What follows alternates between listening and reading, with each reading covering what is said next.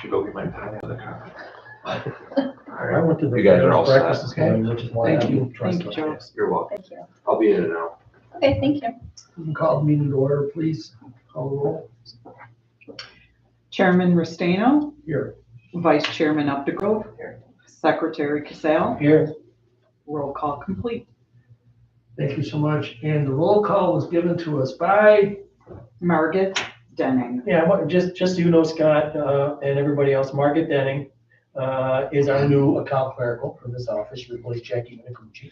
As many of you know, Jackie retired, so we want to welcome Margaret and thank her for joining us to record all the great stuff that goes on at these meetings. yes, Thanks. in your packet, you'll see the letter from Jackie too. Okay, if you haven't, take a few minutes to review the minutes from the March 11th meeting. And then obviously, ask if there's any additions, corrections at all to the minutes. And if not, I have a motion. I'll move it. Vice Chairman, thank you. All in favor? Aye. Aye. Okay, again, you have seen the letter from Jackie. It's in the packet. It was always a pleasure to work with her. She kept things in really tight ship, and I know Margaret will be able to do the same for us while we're here. Amy, taking a look at the budget. Sure. If we want to, Jackie resigned as the treasurer, so I think before there was a formal vote to appoint Jackie actually as the treasurer. So is that something we probably should do, Scott, for Margaret? Yes. I'll move it. I'll second. Call the roll, please. Chairman Restaino, Yes. Vice Chairman Updegrove, Yes. Secretary Casale, Yes. roll call complete. Thank you. Yes, congratulations. Yeah. Thank you very much. Thank you very much. So on to the next item, the review and adoption of the 2025 budget for Paris. As everyone knows, the fiscal year of corporation runs from October 1st to September 30th, and a budget needs to be submitted to Paris by tomorrow to meet the deadline at the state 60 days in advance. The budget that's in your packets includes the actual last year numbers. Those are audited numbers from the audit from Lumsden and McCormick. The current estimated 2024 budget includes what we have spent to date, as well as anticipated expenses before September 30th. I think the big thing with all of these budgeted numbers is that the revenue coming in pretty much equals the expenditures coming out. It is a positive revenue because we are getting rental and financing income coming into the corporation in both the loan repayments that are coming in, as well as the bank interest that is accruing on the financial budgets or the financials that we have currently from the 4 EPA grants that we have. Going through this quickly, the numbers for projects are included in the federal subsidies grants under the revenue side, and they're also captured under the grants and donations on the expenditure side. The one strange thing about the way Paris records budgets versus how the audit encumbers the funds and shows the financials is that you'll see in 2023 the number is quite high for revenue, and that's because that takes into account the loan principal repayments that we've received. But the Paris budgeted numbers for future years do not take into account principal repayments. So that's why the numbers look so significantly different. It's just the way the accounting system that's used by the two different systems. We projected out for 2025. We're going to be in a similar situation. We did get additional grant money from EPA totaling $3.5 million that becomes effective October 1st. So you'll see in 2025, we're estimating that we're going to spend about $2.14 million in projects. And that includes the balance of the juniors truck stop project, the 2020 River Road Wheatfield subgrants, part of the loan that was recommended for approval at the last board meeting for 5222 Lockport Junction Road in Cambria, as well as a potential loan in the city of Lockport that I am working on for $600,000.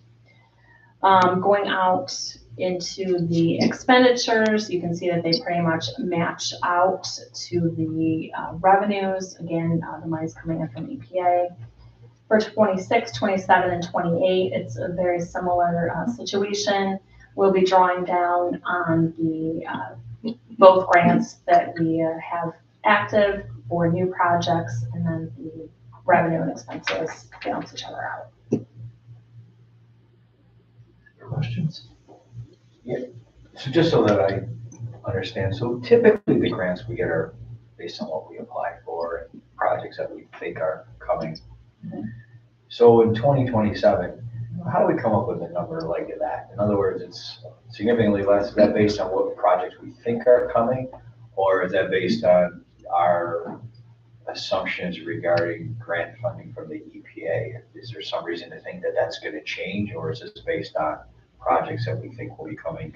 Yep, so it's kind of both. So for 27 and 28, the $985,000 in revenue, and then the $900,000 under the expenditures, that is for potential new projects, and that's based upon the existing EPA money that we have.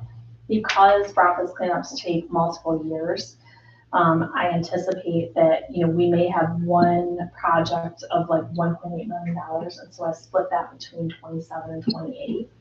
That doesn't take into account any new additional money that we get from EPA. So That was gonna be my question. Yeah, so EPA, they have grant rounds every year. But in order to qualify for money, you have to have had so much of the money, existing money committed, and you have to have a proven track record that you can spend the money in a timely manner. So for the new grant that will become effective October 1st, it's a 5-year term. So we have 5 years to spend that $3.5 million, which is spread out over this time period. So by the end of 28, we'll spend all of that money. Because I think that's a reasonable assessment, because we're either right on target or a little bit ahead of schedule. But pushing this out, these numbers could very well change.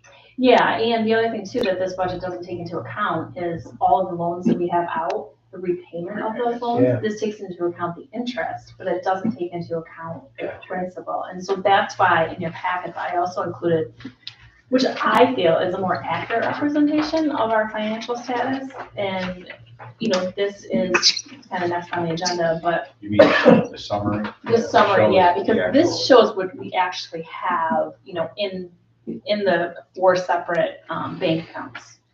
Because what we do is for each one of our grants, they have to all be tracked separately. So we have 4 separate bank accounts, or we will have 4 because, the 3.5 million we just got, that'll be in the bank account. So your summary includes the capital grab back? Yes. Because of the payments? Correct. Which can't be included in income because it's not considered income for tax purposes. Right, which is, yes, it's bizarre because it's going out, but it's coming back in. So the way PAAA captures it is different than how our auditors capture it, which is different than how EPA captures it, so. Because the 3.5 million that we're getting in 24, It actually becomes effective in 25. 25. So when you look at 25 adopted. Yep. It shows the grants at 2.144 million. Yes. And is that because we spread the revenue out as we use it?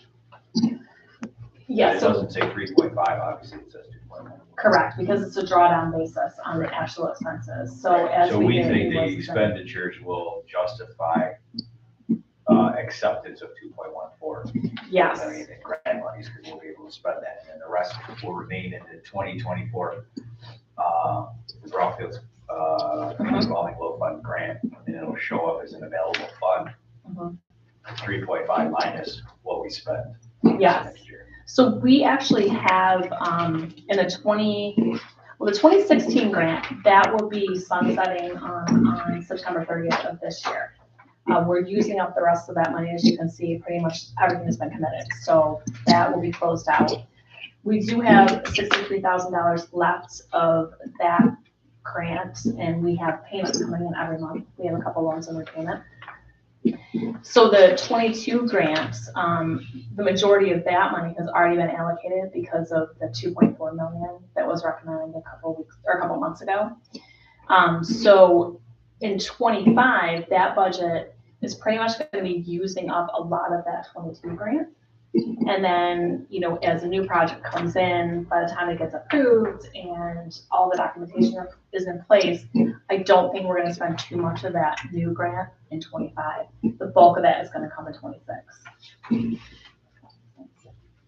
I mean, just a question, it's not much to do with that, but when we get, we obviously the grants that we send out, we don't get the money back on those, and they don't come back to us, but the loans that went out, Yes. we recapture some of the capital.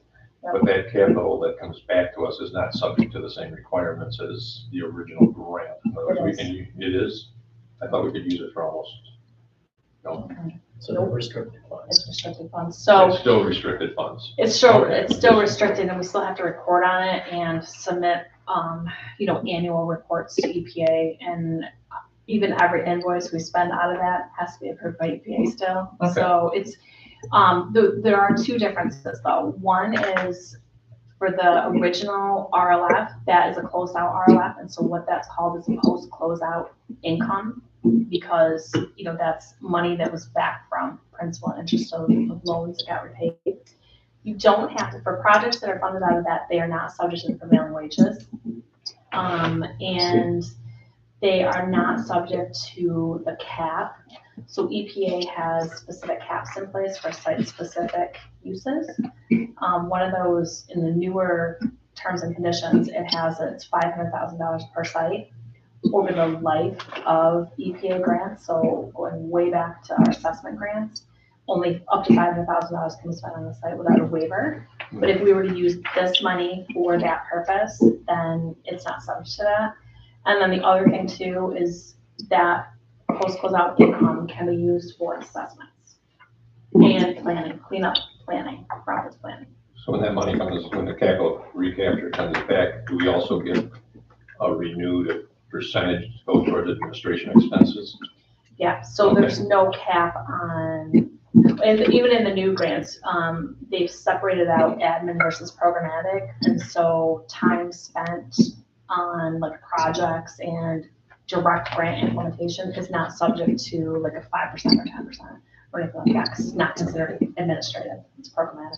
I sort of heard through the grapevine that they've become a little more stringent in making sure about what you spend your hours on and how many hours are spent.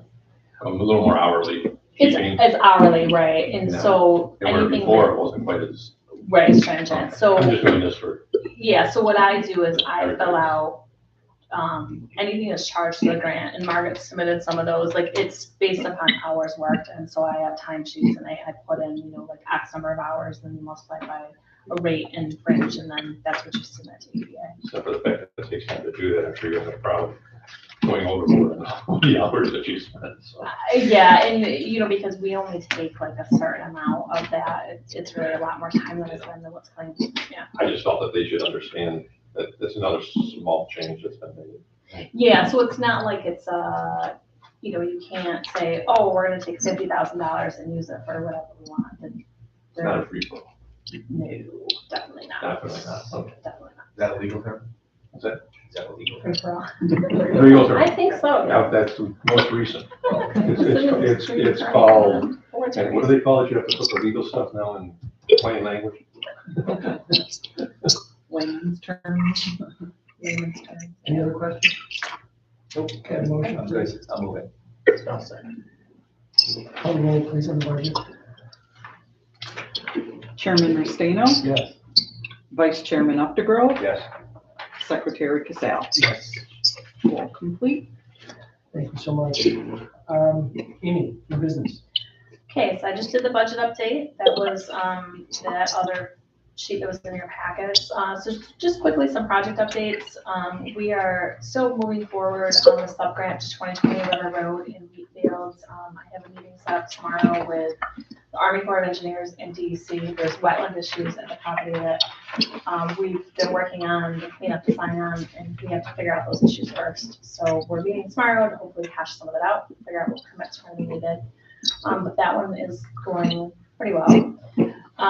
For 624 River Road in North Tonawanda, we just got another drawdown of that project. I don't know if anybody's been by there, but they are going quickly at the redevelopment. Most of that is almost done, and so now they're just finishing up some monitoring and stuff like that. They've used up almost all of their $1 million loan, so we're just going through some final eligible expenses, and so that one can be closed out.